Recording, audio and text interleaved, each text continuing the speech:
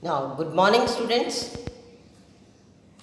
Today, we will start with the next topic of chapter 6, right? Lesson number 6, we will start with the next topic, and the topic is the search for genetic material, right? Today's topic is search for genetic material. Now, we know that the discovery of nuclein by Michel and the proposition for principles of inheritance by Mendel, these two things were almost at the same time. ये दोनों ही चीज़ें एक ही time पे हुई थी बेटा. But DNA act as a genetic material, लेकिन इसको प्रूव करने में कि जो डीएनए है वो एक जेनेटिक मटेरियल है, बहुत लंबा समय लगा. Right now by 1926, the quest to determine the mechanism for genetic inheritance had reached the molecular level. Clear? तो 1926 में हम molecular level पे पहुंचे थे. Clear? इससे पहले अगर हम बात करें मैंडल की, वॉल्टर स्वीटन की एंड थॉमसन हंट मॉर्गन, ये तीन साइंटिस्ट थे जिन्होंने काफ़ी काम किया था. क्लियर? लेकिन इनका जो काम था वो क्रोमोसोम जो न्यूक्लियस के अंदर लोकेटेड है उसके आसपास घूमता रहा. क्लियर? एक्चुअल में जेनेटिक मटेरियल क्या है वो अभी तक उसका राइट आंसर हमें नहीं मिला था. Right? So this is about the discovery. Next is now the next is transforming principle. Clear? Our next is transforming principle. Now in 1920, if we talk in 1920, the Frederick Griffith, clear? In 1920, the Frederick Griffith performed experiment on the Streptococcus pneumonia, which cause pneumonia. This is one of the bacteria which cause pneumonia. Now, what he found in case of Streptococcus pneumoniae, when it is grown on a cultural plate, जब उसने Streptococcus bacteria को grow किया lab में एक culture plate में, what he found that some produces smooth shiny colonies, some will produce smooth shiny colonies, right? उनमें से कुछ बैक्टीरिया जो थे उन्होंने स्मूथ शाइनी कॉलोनीज बनाई. Right? And some will form, जिसको उसने एस नाम दिया, हम इसको एस लिख लेते हैं ऐसे. Some will form smooth shiny colonies and now what is the reason, and some will form the rough colonies. मतलब जब उसने बैक्टीरिया को लैब में ग्रो किया, ठीक है, ग्रोन इन द लैब, तो उसने देखा कि उसमें से कुछ बैक्टीरिया जो थे they will form smooth shiny colonies, जिनको हम एस से रिप्रेजेंट करेंगे, and some will form rough colonies, उसको हम आर से लिखेंगे. राइट? तो दो तरह के बैक्टीरिया कॉलोनीज उसके पास आई लैब में, smooth and rough. Clear? Smooth को उसने एस से रिप्रेजेंट किया और रफ को उसने आर से रिप्रेजेंट किया. Now what is the reason behind it? अब इसके पीछे कारण क्या था बेटा? This is because the S strain bacteria have a mucus coat. अब जो स्मूथ बैक्टीरिया थे, जो स्मूथ कॉलोनीज थी, इसके अंदर क्या था कि उनके ऊपर एक म्यूकस की लाइनिंग थी, कोट था. म्यूकस मीन्स पॉलीसेक्राइड्स का एक कोट था, जबकि वो आर में मिसिंग था. जो स्मूथ कॉलोनीज थी उनके बाहर एक म्यूकस का कवर था जिससे वो स्मूथ कॉलोनीज बनी, लेकिन कुछ बैक्टीरिया में वो मिसिंग था, जिनकी वजह से रफ कॉलोनीज बनी. क्लियर? नाउ अब उसके बाद उन्होंने क्या किया, mice infected with the S strain, तो उन्होंने देखा कि अगर हम ये एस स्ट्रेन बैक्टीरिया को चूहे में लगाते हैं, माइस में इसको इंजेक्ट करते हैं, तो this is very virulent and that die. Smooth bacteria से माइस क्या होगा, वो डाई हो जाएगा, मर जाएगा. क्लियर? तो अगर हम स्मूथ बैक्टीरिया को इंजेक्ट करते हैं during the experiment in the माइस, या उससे इन्फेक्शन होता है, तो वो माइस मर जाएगा निमोनिया से. लेकिन अगर आर बैक्टीरिया, यानी कि जो रफ कॉलोनीज हैं, आर वाला बैक्टीरिया जिनके ऊपर म्यूकस का लाइनिंग नहीं है, if we inject this bacteria in the mice, तो they will not develop pneumonia, तो उनको निमोनिया नहीं होगा। क्लियर?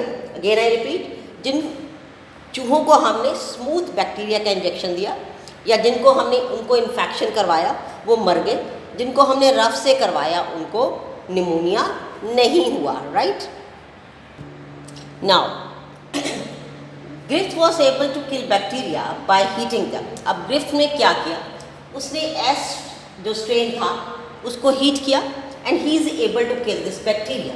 क्लियर? तो वो बैक्टीरिया मर गए। Then he injected that bacteria into the mice. तो उसने वो मरे हुए बैक्टीरिया जो एस स्ट्रेन वाले बैक्टीरिया थे बेटा, उनको उसने माइस में इंजेक्ट किया। उसने देखा कि माइस इज नॉट अफेक्टेड, माइस जिंदा रहा, उस पर कोई इफेक्ट नहीं हुआ। क्लियर? उसके बाद उसने क्या किया, सेकेंड केस में उसने एक तो ये वाला बैक्टीरिया जो मरे हुए बैक्टीरिया था वो लिए, प्लस उसने आर स्ट्रेन वाले कुछ लिविंग बैक्टीरिया ऐड की, यानी कि दोनों को मिला के उसने इंजेक्ट किया माइस में। तो उसने क्या देखा, वो माइस मर गया, माइस डाइज। आपने देखा कि पहले जब हमने आर स्ट्रेन अकेला लगाया था तो it will not cause pneumonia in the माइस। जब अकेला आर स्ट्रेन लगाते हैं तो इससे माइस पे कोई इफेक्ट नहीं हुआ था। राइट? लेकिन जब हमने दोनों को मिला के एस स्ट्रेन बैक्टीरिया को किल करके और लिविंग आर स्ट्रेन बैक्टीरिया को ऐड करके हमने इंजेक्ट किया तो हमने देखा कि माइस की डेथ हो गई। Clear? Now what does it mean? तो इसका मतलब क्या हुआ? Clear? He recovered living S bacteria from the dead mice. जब उसने उस माइस को स्टडी किया तो उसने देखा कि एस स्ट्रेन वाले बैक्टीरिया जो उसने किल किए थे वो दोबारा से उसके पास आ गए, रिकवर्ड। माइस में फिर से एस स्ट्रेन वाला बैक्टीरिया था।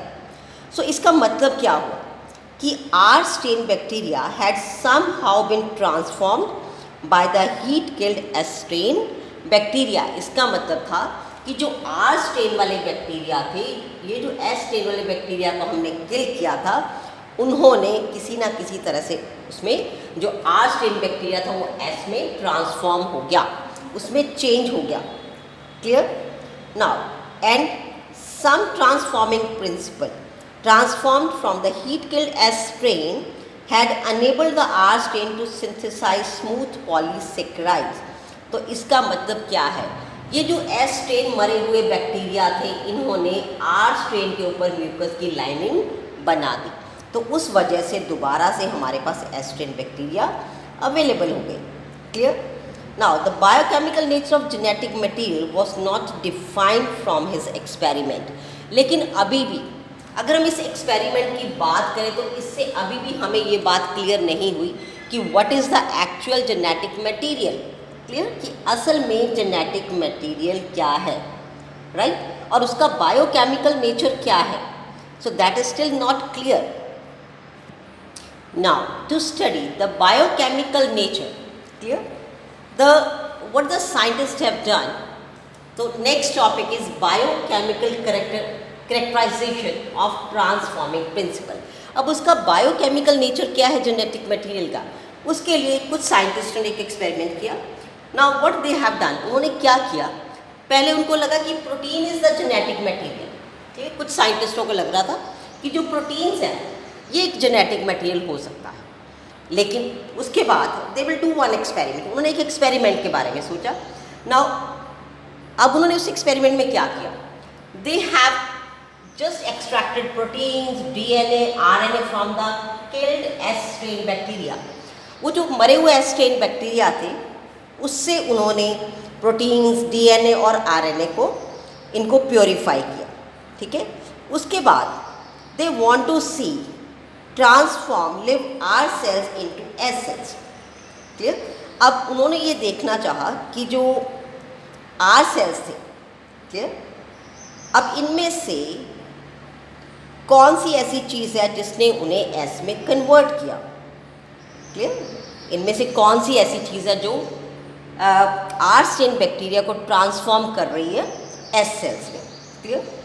दे डिस्कवर, तो उन्होंने क्या डिस्कवर किया कि DNA alone from S bacteria cause R bacteria to transform. उन्होंने देखा कि सिर्फ ये जो डीएनए है इसने आर स्ट्रेन बैक्टीरिया को एस स्ट्रेन बैक्टीरिया में चेंज किया।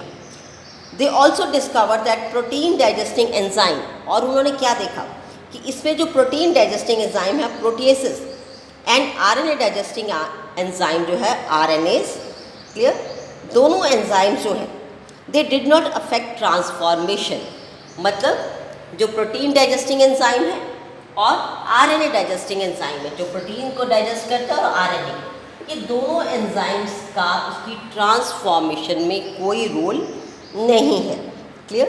तो फिर इस एक्सपेरिमेंट से क्या रिजल्ट निकाला उन्होंने कि only DNA causes the transformation, clear. तो they also realized from this experiment that DNA is the hereditary material, but biologically all biologists were not convinced from it, clear। तो वो सब लोग इस बात से कन्विंस्ड नहीं हुए थे। तो ये था बेटा सारा the search for genetic material. Now thanks and have a nice day, take care of your health, stay at home, be safe, okay बेटा।